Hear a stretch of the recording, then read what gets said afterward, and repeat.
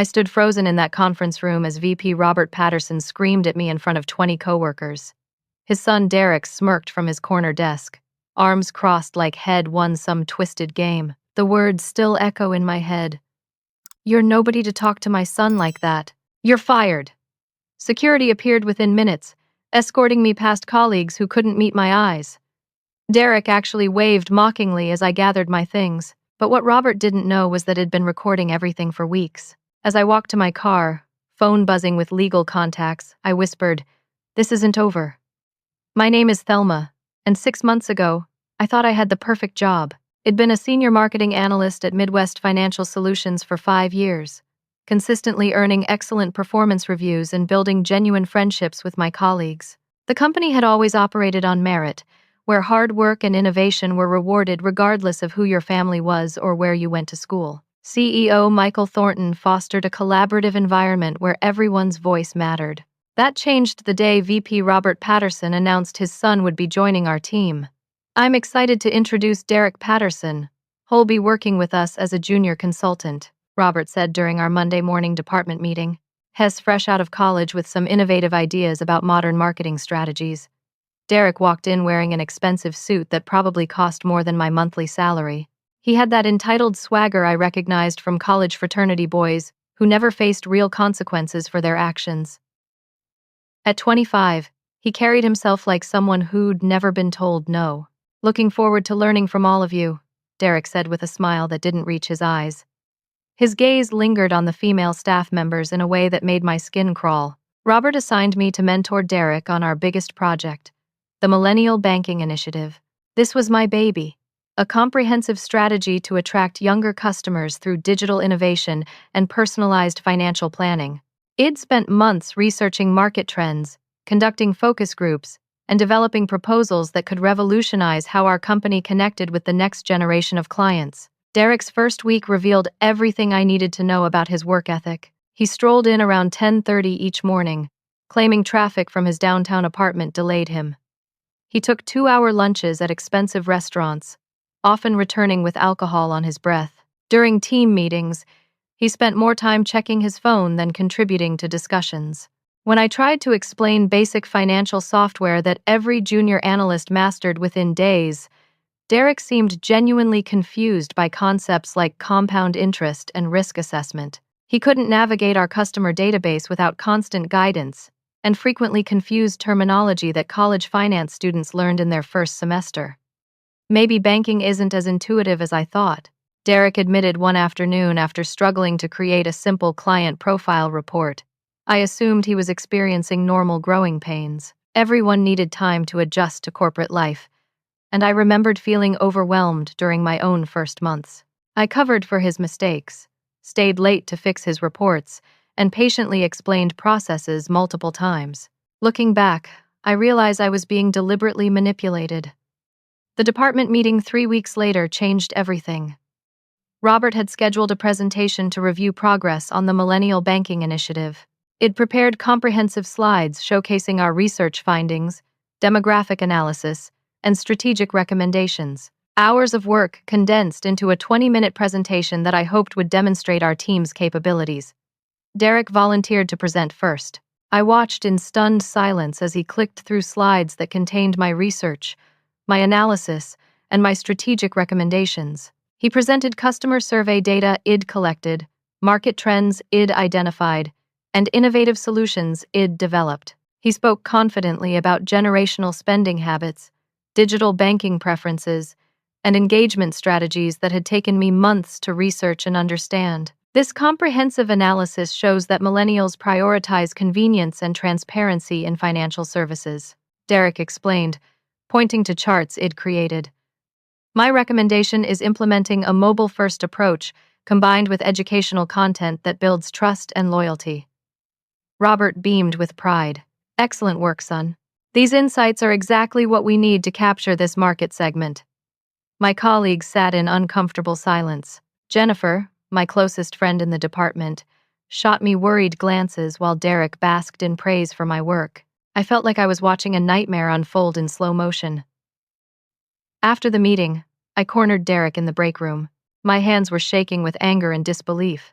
That was my research, I said quietly, trying to maintain professionalism despite feeling completely violated. Those were my recommendations, my survey data, my analysis. Derek poured coffee with infuriating casualness. We're a team, Thelma. I thought we were collaborating on this project. Collaborating means working together, not stealing someone's work and presenting it as your own. He turned to face me with cold eyes that revealed his true nature. My dad owns this place, Thelma. You're just an employee. If you have a problem with how I operate, maybe you should consider whether you're the right fit for this company. The casual cruelty in his voice chilled me. This wasn't incompetence or misunderstanding. Derek had deliberately stolen my work, and he felt completely justified doing it because of his father's position. Worse, he was threatening my job security for daring to confront him about it. That evening, I sat in my apartment replaying the conversation. Derek's message was clear. He could take credit for my work, and there was nothing I could do about it. His father would always protect him, and questioning Derek's behavior would only hurt my own career. I opened my laptop and created a new folder titled Documentation. If Derek wanted to play games, I'd make sure I had evidence. I began saving every email exchange, documenting every meeting, and keeping detailed notes about every interaction. I started carrying a small recording device, legally permissible in our state for protecting myself against workplace harassment. Jennifer called later that evening. I can't believe what happened in that meeting. Everyone knows that was your research. Did anyone say anything to Robert? You know how it is, Thelma. Nobody wants to risk their job by calling out the VP's son. But we all know the truth. Knowing the truth and being able to prove it were two different things. I realized I was completely alone in this fight, facing someone who had institutional power and family protection. But I also knew I couldn't let Derek destroy my career without fighting back. I spent that night researching employment law, documenting Derek's behavior, and preparing for what I sensed would become a much larger battle. Derek had made a critical mistake. Had revealed his true intentions too early. Now I knew exactly what I was dealing with, and I could plan accordingly. Over the next 3 months, Derek's harassment escalated into a systematic campaign designed to destroy my professional reputation. What started as stealing credit for my ideas evolved into something much more sinister and calculated. Derek began attending meetings I wasn't invited to, presenting himself as the primary contributor to projects I'd initiated. When colleagues mentioned my previous work on similar initiatives, Derek would dismiss my contributions as preliminary research that had refined and improved. He spoke about me in past tense, as if my role in ongoing projects had already ended. Thelma did some initial groundwork, he'd say with patronizing sympathy. But I've taken the project in a more strategic direction. The gaslighting was sophisticated and relentless. Derek would make commitments on my behalf without consulting me, then express disappointment when I couldn't meet deadlines I'd never agreed to. He'd schedule important client calls during my lunch breaks, then tell Robert I was unavailable when needed. Jennifer started warning me about conversations happening without my knowledge. Derek spent an hour in Robert's office yesterday, she whispered during our coffee break. I heard him talking about performance concerns and attitude problems. Derek had figured out the perfect strategy. Undermine my credibility gradually while positioning himself as the reasonable colleague trying to help a struggling employee. Robert, desperate to see his son succeed, willingly participated in this narrative. The Manchester Bank presentation represented my biggest opportunity to prove my value to the company. Manchester was considering switching their employee financial wellness program to our firm, a contract worth nearly $2 million annually.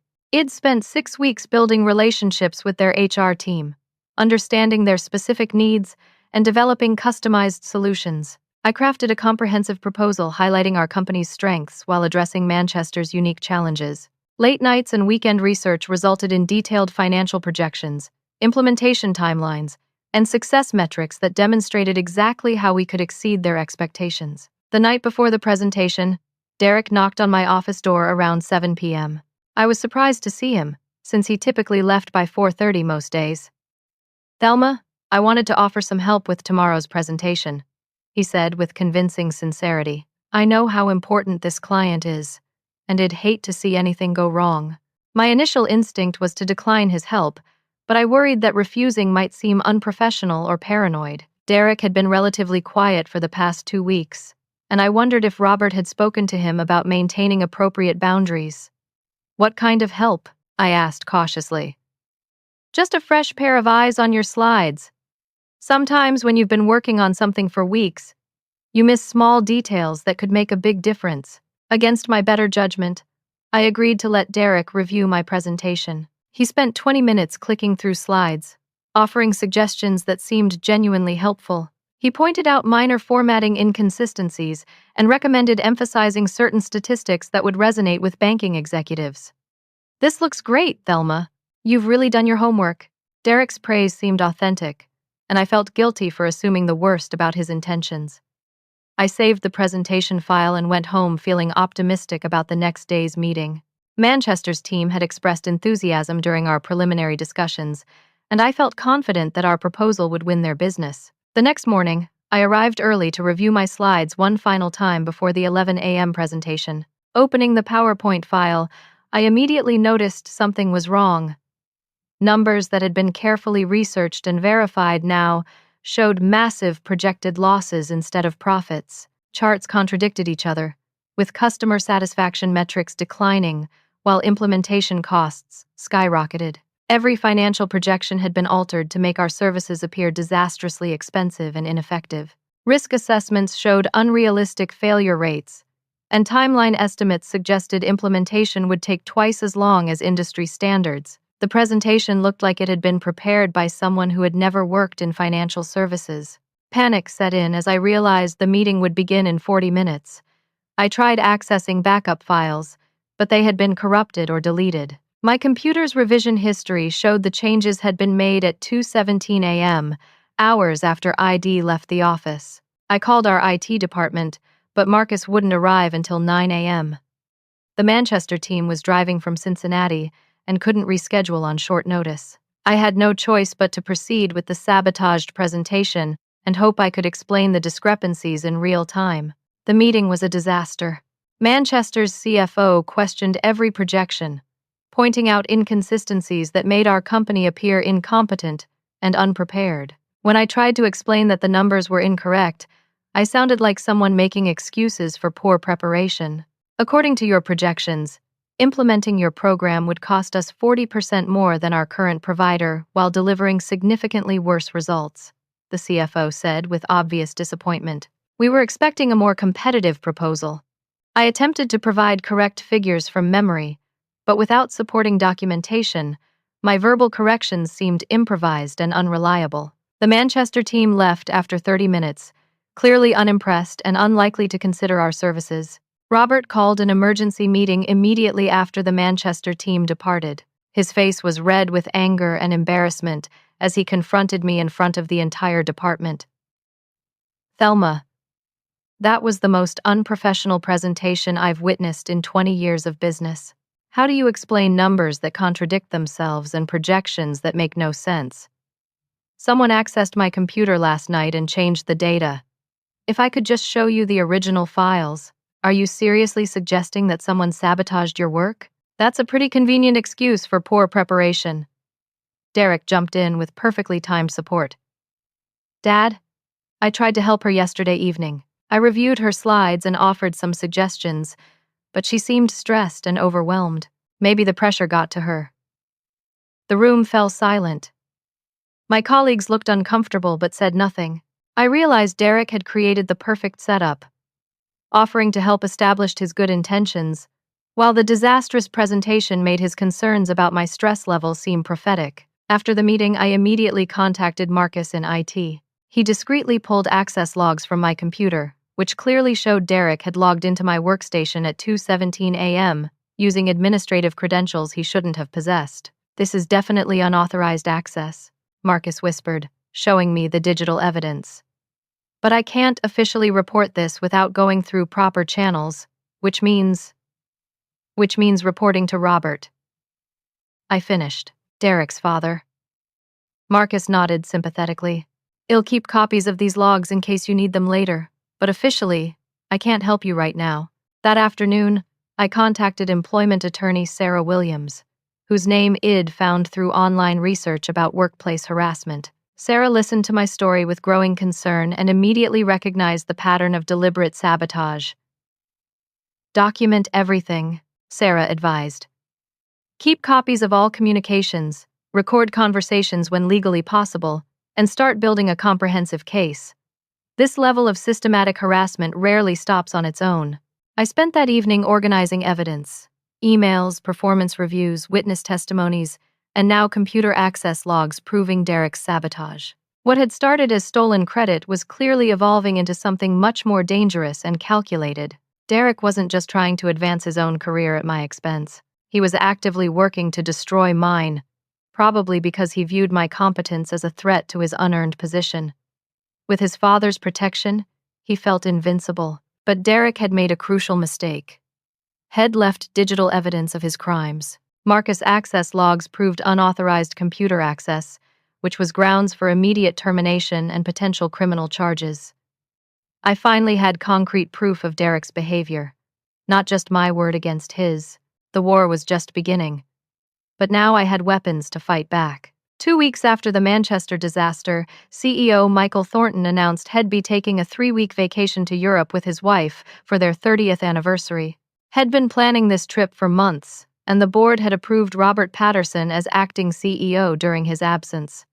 Michael's departure shifted the company's entire dynamic. With the CEO gone, Robert felt emboldened to make changes he'd never attempted under Michael's oversight. Within days, Robert restructured meeting schedules to give Derek more prominent speaking opportunities and assigned him to high-profile projects previously handled by senior staff. Derek became even more brazen in his harassment. He'd interrupt my contributions during meetings with dismissive comments about outdated approaches and old-school thinking. When clients called asking for me specifically, Derek would intercept the calls and handle them himself, later claiming I was too busy with administrative tasks to speak with them.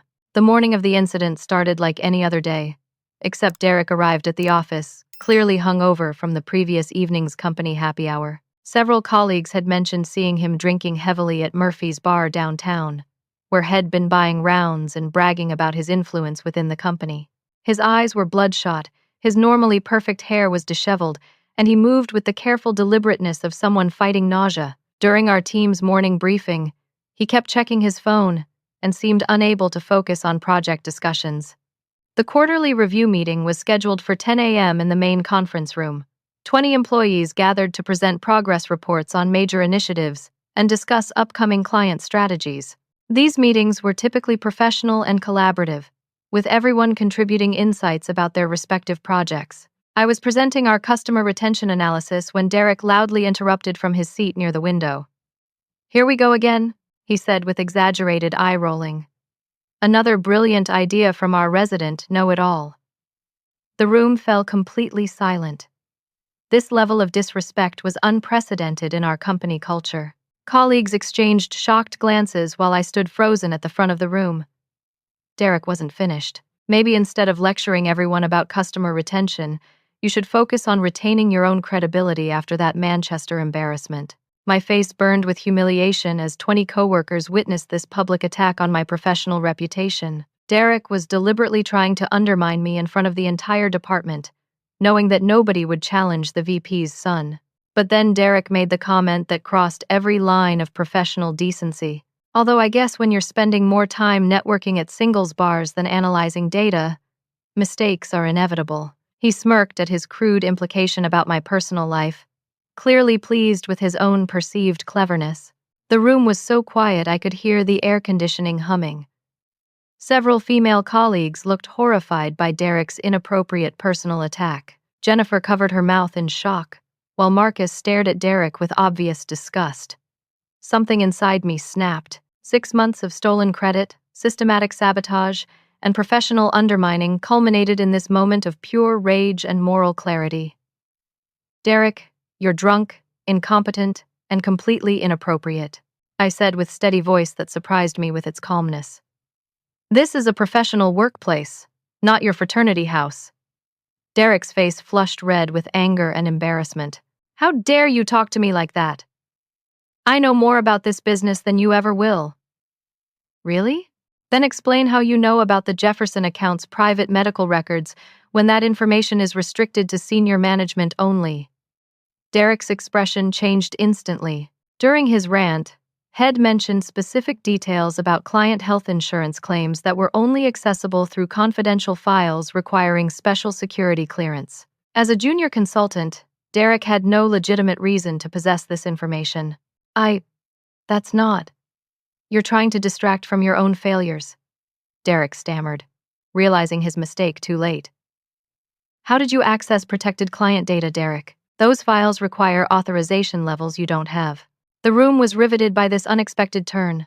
Derek had accidentally revealed that He'd been accessing confidential information illegally, possibly violating federal privacy laws in addition to company policies. Before Derek could respond, Robert Patterson stormed into the conference room.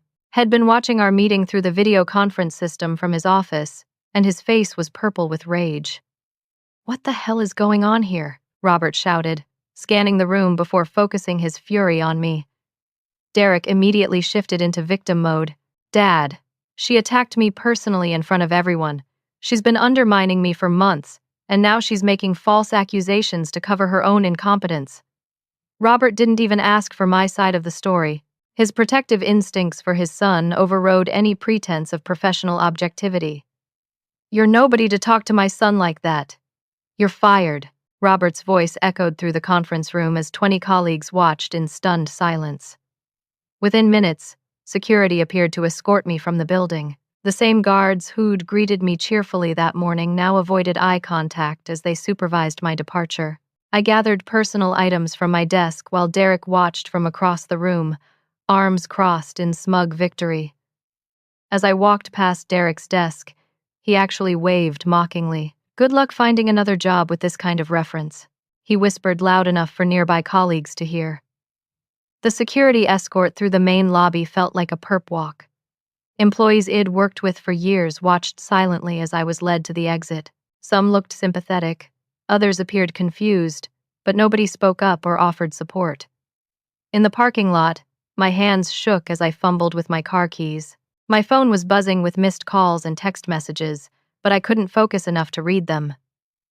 6 months of harassment had culminated in this public humiliation and sudden unemployment. But as I sat in my car trying to process what had just happened, I remembered the recording device in my purse. Every word of Derek's inappropriate comments and his accidental revelation about confidential files had been captured in high-quality audio. I also realized that Derek's mistake about the Jefferson account was potentially far more serious than simple workplace harassment. Unauthorized access to medical records carried federal penalties under HIPAA regulations. Derek hadn't just revealed his incompetence. He'd accidentally confessed to criminal behavior. I called attorney Sarah Williams from my car, still parked in the company lot. "Sarah, I need to see you immediately. I've been wrongfully terminated, but I think we're dealing with federal crimes now. Come to my office right now," Sarah replied without hesitation. "Bring every piece of documentation you have, especially recordings from today's incident."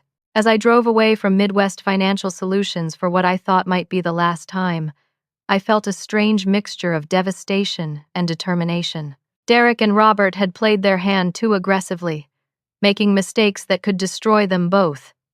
The war wasn't over, it was just beginning. Sarah Williams' law office occupied the 15th floor of downtown Cincinnati's tallest building, with floor-to-ceiling windows overlooking the Ohio River. I'd never been inside a law office before, but Sarah's reception area exuded competence and success with rich mahogany furniture and walls lined with legal awards and diplomas. Sarah was younger than I'd expected, probably in her early 40s, with sharp eyes and a no-nonsense demeanor that immediately put me at ease. She'd built her reputation defending employees against corporate abuse, and her track record included several high-profile wrongful termination cases. "Play the recording first," Sarah said, settling behind her desk with a legal pad. "I want to hear exactly what happened in that meeting."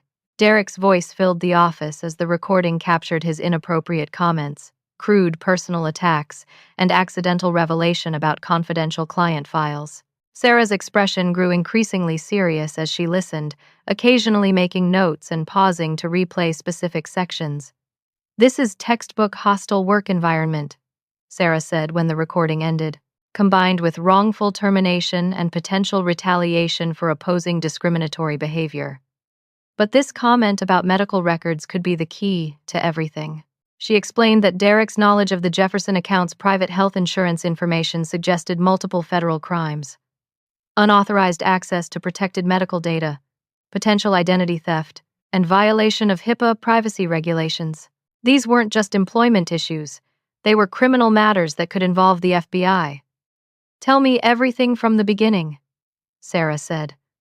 "I need to understand the complete pattern of harassment." I spent 2 hours detailing 6 months of systematic abuse: stolen credit, sabotaged presentations, inappropriate comments, and deliberate professional undermining. Sarah took extensive notes, occasionally interrupting to ask for clarification or additional evidence. "You've documented this remarkably well," Sarah said, reviewing my organized files. "Most harassment victims don't have this level of evidence. Your recordings, emails, and witness testimonies give us a strong foundation for litigation." Sarah's firm immediately hired private investigator Linda Hayes to research Derek's background. Linda was a former FBI agent who specialized in corporate fraud cases, and her preliminary report revealed disturbing information about Derek's past. Derek had been expelled from Ohio State University during his senior year for academic dishonesty, specifically paying other students to write his papers and take his exams. The expulsion had been quietly handled through administrative channels, allowing Derek to transfer to a smaller private college where his father's donations ensured graduation. More troubling, Linda discovered that Derek's previous employer had settled a sexual harassment lawsuit filed by a female coworker. The settlement included a non-disclosure agreement, but Linda's contacts revealed that Derek had created a hostile work environment through inappropriate comments and unwanted advances. "There's a clear pattern of behavior," Linda explained during our meeting the following week. "Derek uses his family connections to avoid consequences for serious misconduct. Your situation isn't isolated. It's part of a broader pattern of abuse." Meanwhile, my unemployment filing triggered an automatic audit of my termination by the state labor department. As part of this review, company financial records were examined to verify that my firing was legitimate rather than discriminatory or retaliatory. During this document review, I noticed something that made my blood run cold. Derek had been approving payments to Advanced Marketing Solutions, a consulting company I'd never heard of. The invoices were for marketing, research, and strategic analysis, services supposedly provided to support our departmental projects. $23,000 had been paid to this mysterious company over 4 months, with Derek's electronic signature authorizing each payment. The invoices looked professional and detailed, but something felt wrong about the timing and amounts. I cross-referenced the payment approval timestamps with Derek's computer access logs that Marcus had secretly preserved. The correlation was perfect. Derek approved invoices for Advanced Marketing Solutions immediately after accessing confidential client files, suggesting he was using stolen information to justify fraudulent payments. Sarah's firm hired forensic accountants to investigate further. Within days, they confirmed that Advanced Marketing Solutions didn't exist as a legitimate business entity. The company was a shell corporation created by Derek to funnel money from Midwest Financial Solutions into personal bank accounts. The embezzlement scheme was sophisticated but not perfect. Derek had created fake invoices for services that were never provided, used his position to approve payments, then transferred money to accounts under his control. Had been stealing from his father's company while simultaneously harassing employees who might discover his crimes. "This explains why Derek was so determined to get rid of you," Sarah said as we reviewed the financial evidence. "You were getting too close to uncovering his embezzlement. The harassment wasn't just about his ego, it was about protecting his criminal enterprise." Bank records obtained through legal subpoena revealed the full scope of Derek's theft. Had stolen $87,000 over 18 months, using the money to fund his expensive lifestyle. Luxury apartment rent, high-end restaurants, designer clothing, and lease payments on a BMW convertible. Sarah filed a comprehensive lawsuit alleging wrongful termination, hostile work environment, retaliation, and discrimination. But we also contacted the FBI's white-collar crime division about Derek's embezzlement and unauthorized access to protected medical records. Special Agent Patricia Cole reviewed our evidence and immediately opened a federal investigation. Derek's crimes crossed state lines through electronic banking transactions, making them federal offenses punishable by significant prison time. Cases like this often involve multiple victims, Agent Cole explained. We'll be investigating whether Derek has committed similar crimes elsewhere and whether other employees were involved in covering up his behavior. The investigation expanded quickly as federal agents discovered additional evidence of Derek's criminal activities. Had been selling confidential client information to competing financial firms, receiving payments through the same shell company used for embezzlement. This constituted trade secret theft and wire fraud, both serious federal offenses. I spent hours providing statements to FBI agents, walking them through Derek's pattern of harassment and his accidental revelation about accessing protected files. Every detail became important as federal prosecutors built their case. The investigation also revealed that Robert had received anonymous complaints about Derek's behavior but had dismissed them without investigation. Several female employees had reported inappropriate comments and unwanted advances, but Robert had categorized these as personality conflicts rather than harassment. Jennifer finally felt safe enough to provide a written statement about Derek's behavior. "I was terrified of losing my job," she admitted. "But seeing what happened to you made me realize that staying silent was just enabling more abuse." Marcus from IT also came forward with detailed logs showing Derek's unauthorized access to confidential systems. "I knew something was wrong, but I didn't know how to report it without getting fired myself." As evidence mounted, I began to understand that Derek's harassment of me was part of a much larger pattern of criminal behavior. He'd been stealing money, selling confidential information, and abusing female employees while his father provided protection from consequences. But Derek and Robert had made a critical error. They'd fired me so publicly and aggressively that it attracted attention from law enforcement and regulatory agencies. Their attempt to silence me had instead triggered a federal investigation that threatened to destroy them both. 6 weeks after my termination, I received a call from Sarah that would change everything. "Thelma, you need to prepare yourself for some shocking news. The FBI has uncovered evidence that Derek and Robert were planning to frame you for the embezzlement." The FBI's raid on Robert and Derek Patterson's homes occurred at dawn on a Tuesday morning, precisely 6 weeks after my wrongful termination. Federal agents armed with search warrants seized computers, financial records, cell phones, and documents that would reveal the true scope of their criminal conspiracy. Agent Cole called me that afternoon with news that left me speechless. "Thelma, we've recovered deleted computer files that show Derek and Robert were planning to frame you for the embezzlement.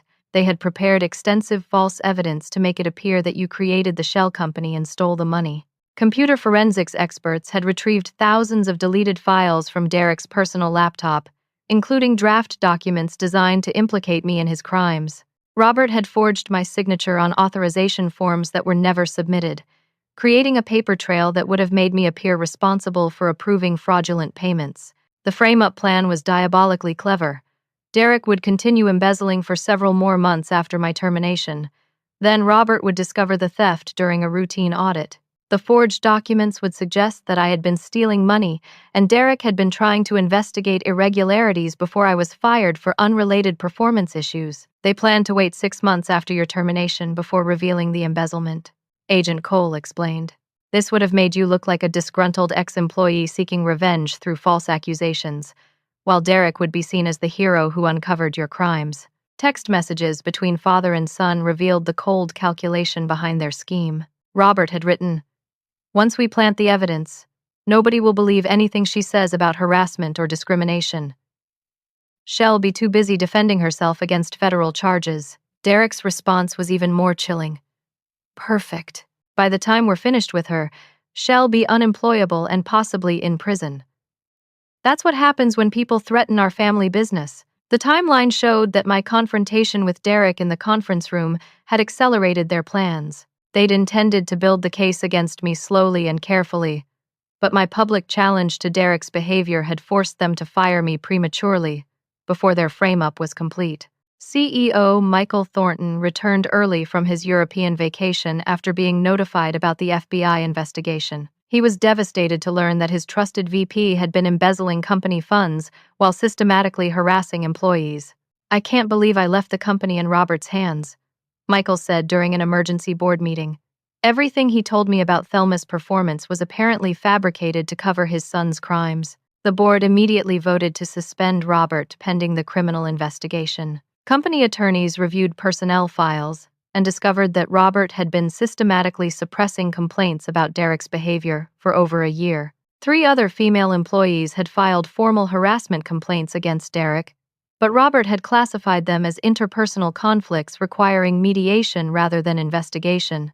Head convinced these women that pursuing complaints would hurt their careers and damage the company's reputation.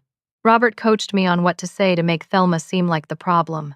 One colleague admitted to federal investigators. He said she was causing drama and affecting team morale, but now I realize he was protecting Derek from accountability. The FBI also discovered that Robert had personally disabled security alerts for Derek's computer access, allowing him to view confidential files without triggering automatic monitoring systems. This proved that Robert knew about Derek's unauthorized activities and had actively facilitated them. WhatsApp messages between father and son revealed extensive planning for my professional destruction. Robert had identified me as a threat because of my competence and attention to detail, qualities that made it likely I'd eventually discover Derek's embezzlement. She's too smart for her own good. Robert had written to Derek 3 months before my termination. We need to get her out before she notices the financial irregularities. Derek had responded with a detailed strategy for undermining my credibility. It'll make her look incompetent and emotional. Then Dad can fire her for performance issues. Nobody will believe her complaints if she seems like a bad employee. The Manchester Bank presentation sabotage was part of this larger plan. Derek hadn't just stolen credit for my work. Head deliberately destroyed my biggest professional opportunity to make me appear incompetent. The computer access logs proved Head altered my presentation at 2:17 a.m., then played the concerned colleague the next day. Local news outlets began covering the story after Derek's arrest at the company offices. VP and son embezzle nearly $100,000 from financial firm became front-page news in Cincinnati's Business Journal. The story detailed the federal charges, the harassment allegations, and the attempted frame-up of an innocent employee. My colleagues started reaching out with support and additional evidence of Derek's misconduct. Jennifer provided recordings of Robert coaching Derek on avoiding accountability for inappropriate behavior. Marcus submitted detailed IT logs showing Robert's systematic violations of company security policies. We were all afraid to speak up while they had power, Jennifer explained, but seeing you stand up to them gave the rest of us courage to tell the truth. The company's stock price initially dropped 20% as investors worried about legal liabilities and regulatory penalties. However, the board's swift action to remove Robert and cooperate with federal investigations helped restore confidence in the company's governance. Derek was arrested by FBI agents in the company parking lot on charges of wire fraud, identity theft, computer fraud, and conspiracy. The perp walk through the same lobby where I'd been escorted out 6 weeks earlier felt like poetic justice. Robert faced separate federal charges for conspiracy, obstruction of justice, and aiding and abetting financial crimes. His immediate termination meant losing his pension, benefits, and stock options accumulated over 15 years with the company. The investigation also revealed that Derek had been planning additional crimes. Head researched methods for accessing client bank account information and had been planning to expand his identity theft operation beyond medical records. We may have prevented much more serious crimes by investigating when we did, Agent Cole told me during one of our final interviews. Derek was escalating his criminal behavior and becoming increasingly reckless. Robert's wife, Linda, filed for divorce within days of his arrest, citing embarrassment and financial devastation. Shed had no knowledge of the embezzlement or harassment, but the legal fees and potential civil liabilities threatened their entire financial future. Company forensic audits revealed additional evidence of Derek's crimes, including unauthorized access to over 200 client accounts and theft of proprietary marketing strategies that Head sold to competing firms. The total financial damage exceeded $300,000. Federal prosecutors offered Derek a plea bargain: 18 months in federal prison plus complete restitution in exchange for cooperation against his father. Derek's attorney advised him to accept, since the evidence was overwhelming and trial conviction could result in much longer sentencing. Robert refused any plea negotiations, apparently convinced that his connections and reputation would protect him from serious consequences. This proved to be a catastrophic miscalculation as federal prosecutors prepared for trial with extensive evidence of his criminal conspiracy. The company's insurance coverage provided some protection against financial losses, but regulatory penalties and legal fees created significant ongoing expenses. More importantly, the scandal damaged relationships with clients who questioned whether their confidential information was secure. Manchester Bank, ironically, reached out about resuming business discussions after learning that Derek had sabotaged our original presentation. We're interested in working with Midwest Financial Solutions now that we understand what really happened during our initial meeting, their CFO explained.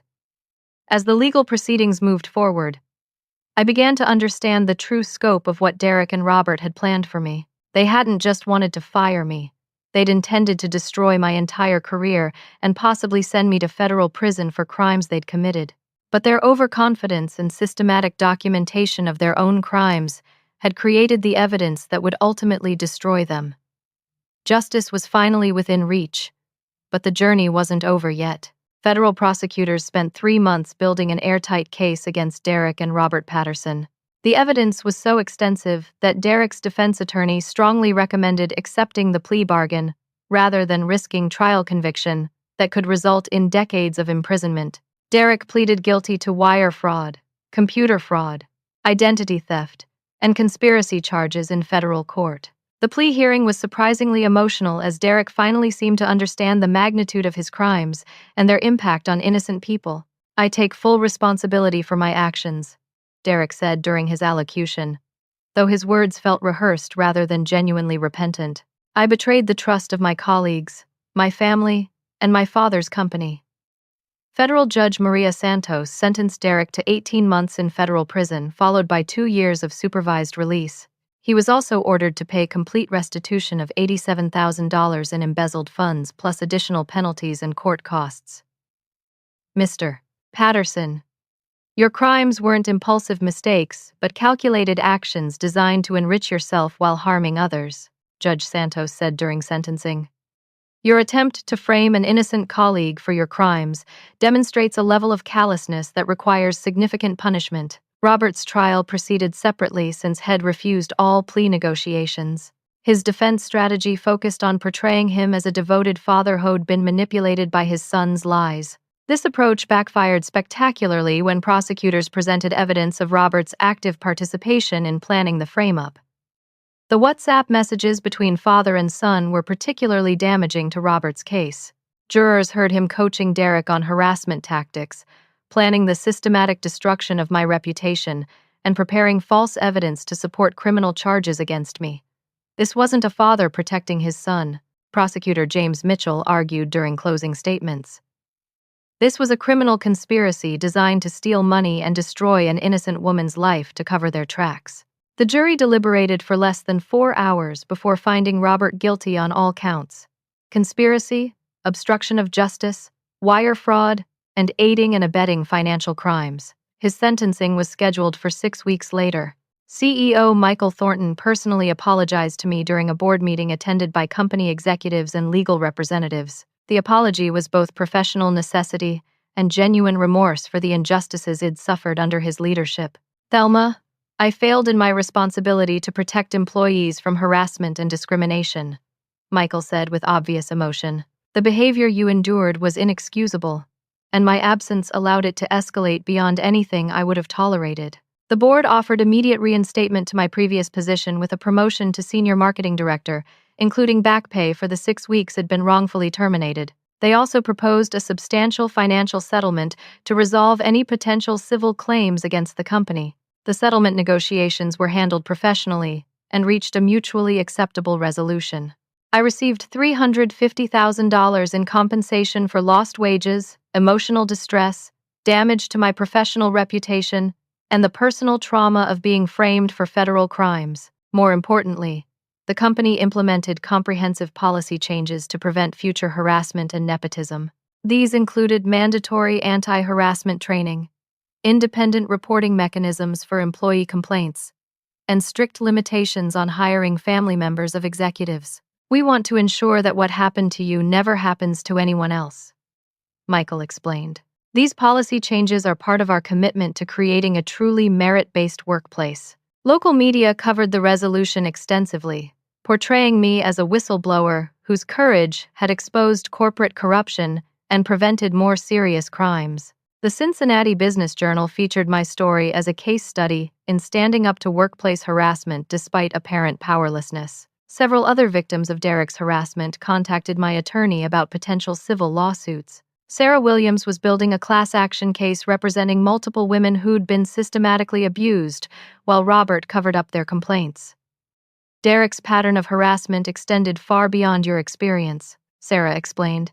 These other women were afraid to come forward until they saw your success in fighting back. Robert's sentencing hearing revealed additional information about the scope of his criminal behavior. Prosecutors presented evidence that Robert had been skimming money from client accounts for years, using his position to hide small amounts of theft that accumulated into significant fraud. Judge Santos sentenced Robert to 2 years in federal prison, longer than Derek's sentence because of his leadership role in the conspiracy and his attempts to frame me for crimes Head helped commit. Mr. Patterson, you held a position of trust and authority which you used to commit crimes and protect your son's criminal behavior, Judge Santos said. Your attempts to destroy Miss Thompson's career and reputation while planning to frame her for your crimes represent a level of moral corruption that demands significant punishment. The company's insurance investigation concluded that my firing had been illegal retaliation designed to prevent discovery of criminal activities. This finding triggered additional coverage for legal costs and regulatory penalties, providing some financial protection for the company.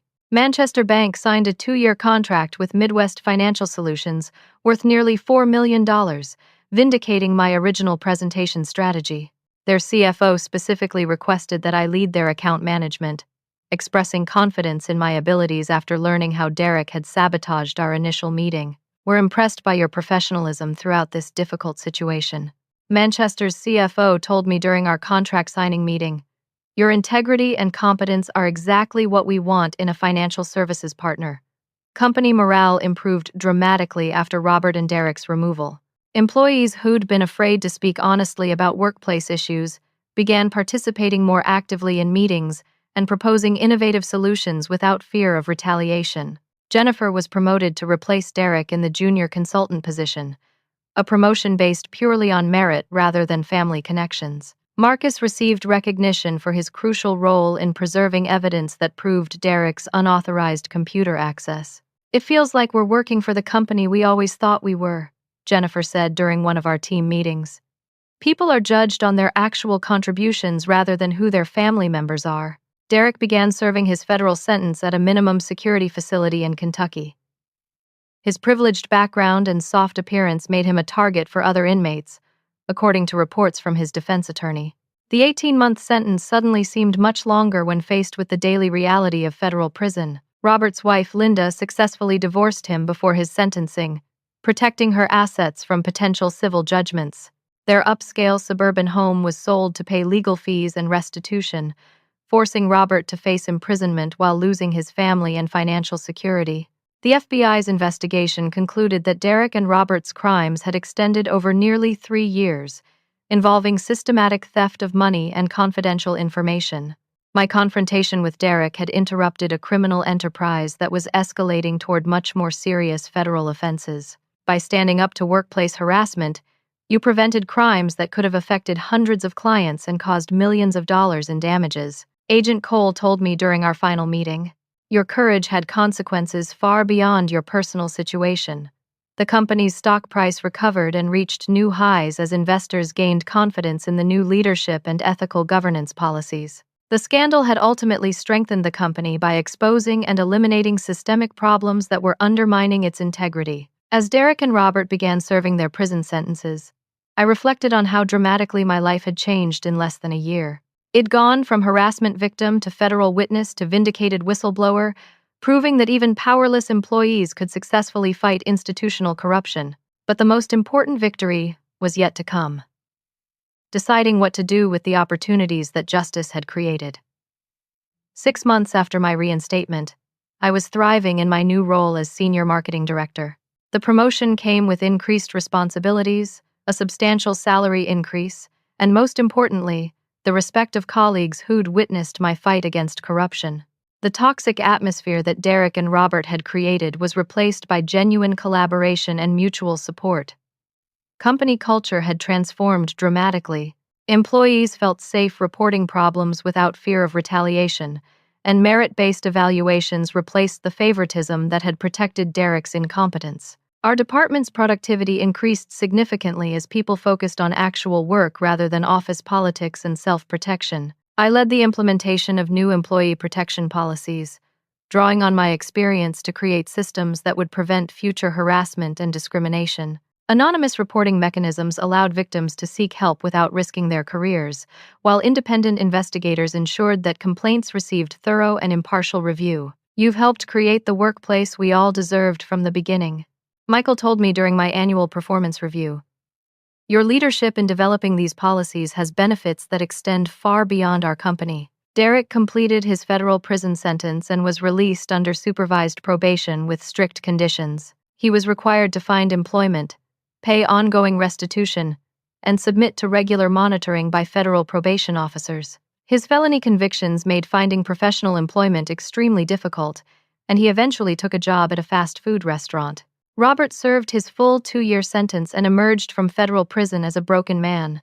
His divorce was final, his professional reputation was destroyed, and his criminal record made him unemployable in financial services. He moved to a small apartment and found work as a night security guard, earning minimum wage after decades of executive-level income.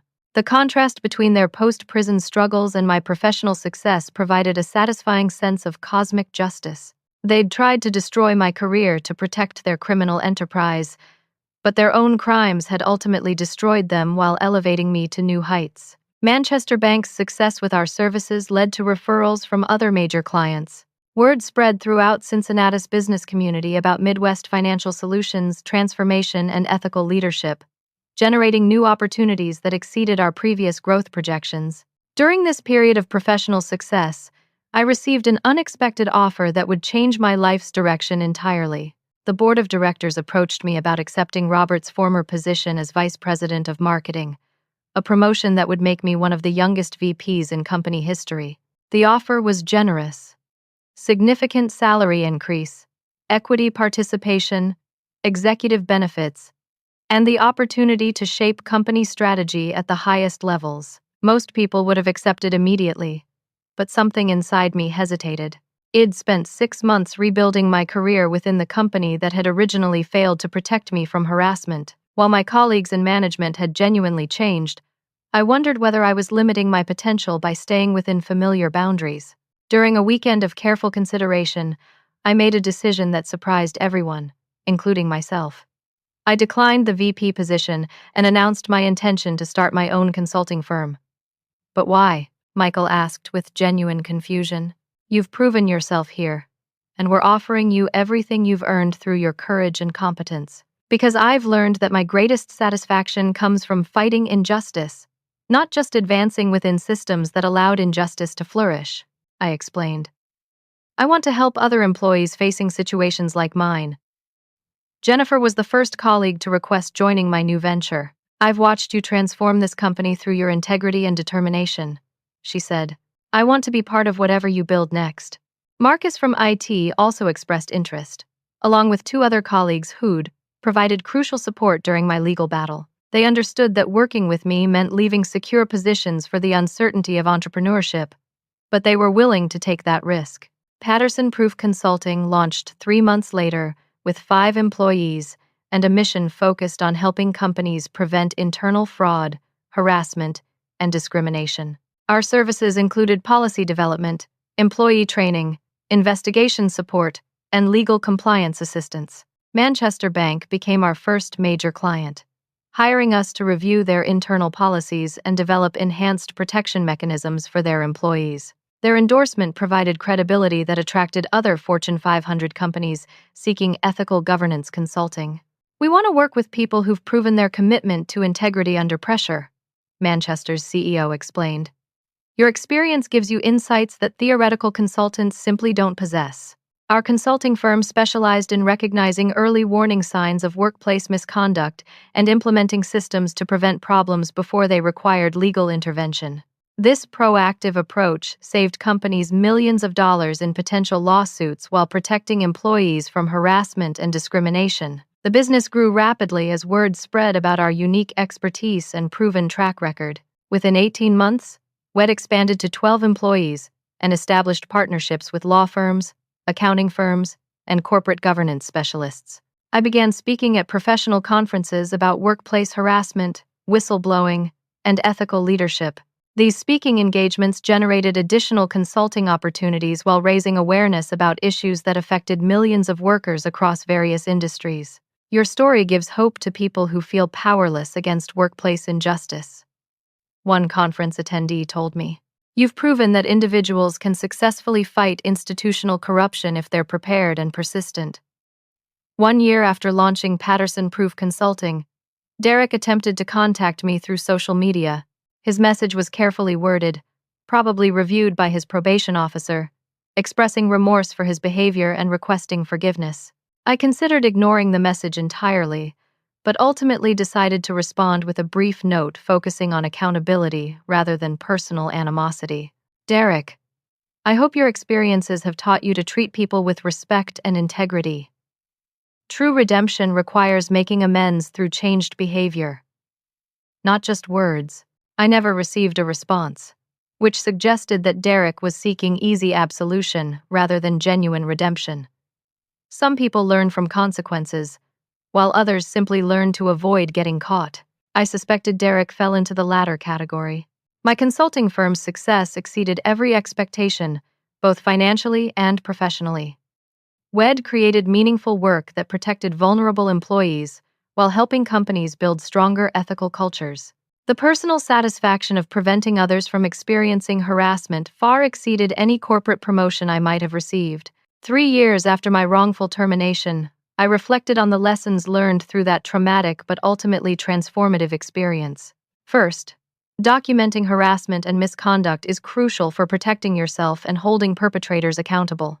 Without detailed evidence, my word would have been worthless against Derek and Robert's institutional power and financial resources. Second, standing up for yourself often requires accepting significant personal risk, but the alternative is usually worse. Tolerating harassment doesn't make it stop.